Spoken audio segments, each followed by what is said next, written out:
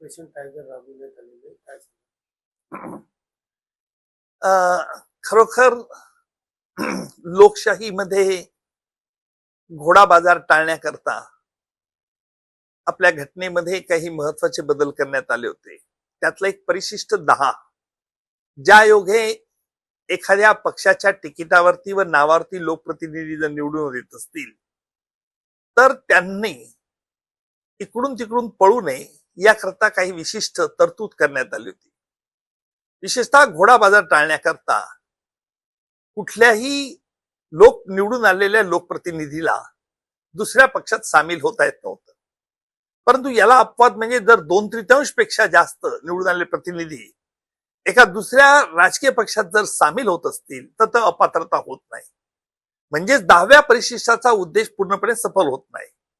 आणि म्हणून महाराष्ट्रात जी नुकतीच घडामोड आपण बघतो आहोत, विशेषतः शिवसेनेच्या उभाटाचे 6 खासदार एक वेगळं काहीतरी निवेदन लोकसभाच्या अध्यक्षांना देतात, वेगळा गट स्थापन करण्याची मागणी करतात.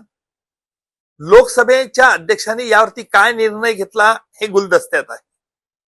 परंतु एक गोष्ट मात्र नक्की की या 6 खासदारांनी आपण आपल्या मूळ पक्षाला तिलांजली दिलेली आहे असं कुठेही म्हटलेलं नाही. म्हणजेच या 6 खासदारांचा असा दावा दिसतोय की आम्ही उभाटामध्येच आहोत परंतु वेगळा गट स्थापन करून मागतायत.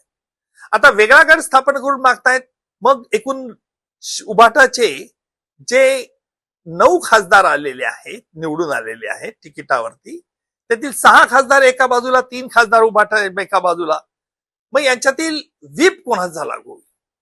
कारण निवडून आलेल्या खासदारांमधून एकाला नेता निवडणं अपेक्षित असतं.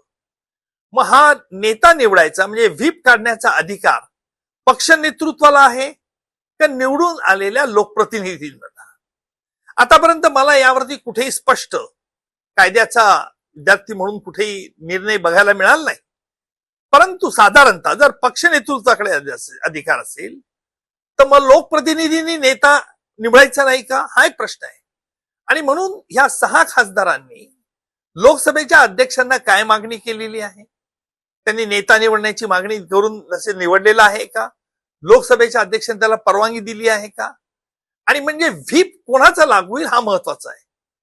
यामध्ये कायद्याच्या 10व्या परिशिष्टामध्ये एक अशी तरतूद आहे की जर पक्षाच्या व्हीपच्या आदेशाविरुद्ध कोणी वागत असेल तर त्या पक्षाला त्यांच्या निवडून आलेल्या उमेदवाराला त्याची अपात्रता जाहीर करता येते आणि तशी मागणी करता येते. अर्थात मग व्हीप हा महत्वाचा कळीचा मुद्दा असू शकतो. आणि म्हणून व्हीप काढण्याचा अधिकार या 6 मध्ये एखाद्या खासदाराला दिलेला आहे का? मागणी केली आहे का? लोकसभेच्या अध्यक्षाला परवानगी दिली आहे का? हे महत्वाचे अभ्यासातील. म्हणून यापुढची लढाई ही कायद्याची लढाई सुरू झालेली असेल. अर्थात आपल्याला बघायचंय की या लढाईचा अंत काय होतो, किती वेळ लागतो.